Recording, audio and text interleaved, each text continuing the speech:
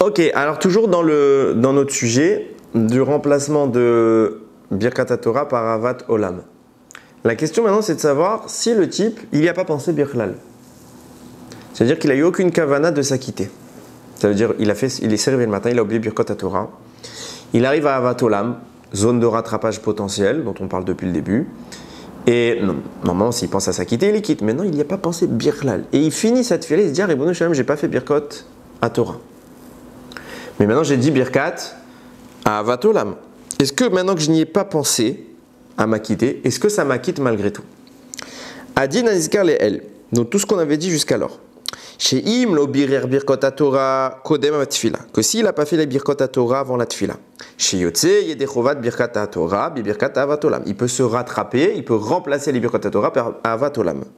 Aïnu afilu im lo kiven be pirouche la tête Yedechovat Birkot à Torah. C'est même s'il n'y a pas pensé, il n'a pas dit je vais m'acquitter. Birkat Avat Olam. Et là, Shachar lever Birkat Torah baboker, vekarabestam Birkat Avat Olam. Donc il a complètement oublié les brachot du matin et il a fait cette fila, continué cette fila normalement sans penser à rien. Et en faisant cette fila, il a dit Avat Olam. Il s'en rend compte 2 heures après quand il ouvre sa Gemara. Et il dit attends, mais j'ai pas fait les Birkat Torah. Mais c'est pas grave. J'ai fait Avat Olam. Ah mais j'y ai pas pensé. J'ai pas pensé. C'est pas grave. Je suis quitte. Pourquoi? Alors, il faut savoir que c'est comme ça qu'il tranche d'ailleurs dans le Mishnah. Il rapporte ici que le Mishnah Berurah pense comme ça, que même si on ne s'est pas acquitté, si on n'a pas eu l'intention de s'acquitter, on reste malgré tout quitte. Il faut savoir qu'il y en a qui ne sont pas d'accord. Et on va expliquer maintenant pourquoi la halakha n'est pas comme eux. C'est écrit comme ça. Il rapporte le Amar Shmuel. Il comme ça, il dit She'en Birkat Avat Olam poteret be Birkat Torah ela imkem kiven be pirouche liptor Talmud Torah be Birkato she'arim mitzvat Talmud Torah gdola vechashuva yoter mitzvat Kriyat Shema.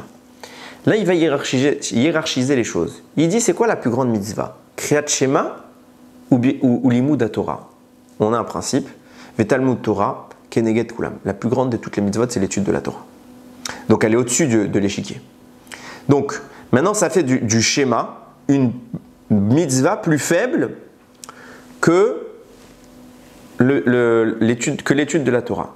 Est-ce qu'une mitzvah plus faible, par sa bracha, peut acquitter une mitzvah qui est plus grande qu'elle? Réponse oui, à condition que je le pense explicitement. Si je dis je fais une bracha pour les deux, ça marche. Mais si je le dis comme ça, mais je ne pense pas explicitement à m'acquitter à l'échelon numéro 2, ça ne marche pas. Il y a un exemple qui est donné dans le Maharsha. Le Maharsha, il dit comme ça, vous savez qu'il y a une hiérarchie dans les fruits. Les fruits d'Israël sont encore une fois, c'est les 7 fruits qui sont au sommet. Maintenant, le type, il a un etrog dans les mains. Donc, il veut faire dessus boré peri haetz. Et après ça, il veut manger une olive qui est plus importante que l'étrog. Pourquoi? Parce que c'est un des 7 fruits d'Israël. Mais sa bracha, c'est également haetz. Si maintenant il fait la bracha sur le etrog, est-ce que ça l'acquitte du haetz de l'olive, qui est plus importante? Le marcha, je ne dis pas que c'est la halakha, hein. Je dis juste que le marcha là-bas, il dit non, pourquoi? Parce que l'olive est plus grande et plus importante. Ça peut l'acquitter dans le cas où explicitement il dit je compte m'acquitter par mon boré peri haetz du etrog sur le boré peri haetz de l'olive. Là, ça marche. Mais s'il ne le mentionne pas, ou du moins s'il n'y pense pas explicitement, s'il le fait comme ça, il mange un etrog, il dit ah ben maintenant je vais manger une olive. Puisque l'olive est plus importante, ce n'est pas en passant qu'on la quitte. Il faut que ce soit volontaire et donc que ce soit formulé. Et bien pareil, puisque le Kriyat Shema est moins important que l'étude de la Torah et que la Torah, elle se place au-dessus, je ne peux pas m'acquitter de l'étude de Torah, de la prière de l'étude de la Torah, par une mitzvah plus faible en passant. Il faut que je dise explicitement, comme c'était le cas pour le etrog, de même que l'étrog peut acquitter l'olive si je le dis explicitement et pas en passant, de même la bracha du schéma peut acquitter l'étude de la Torah si je le dis explicitement et pas en passant, parce que l'étude de la Torah est supérieure.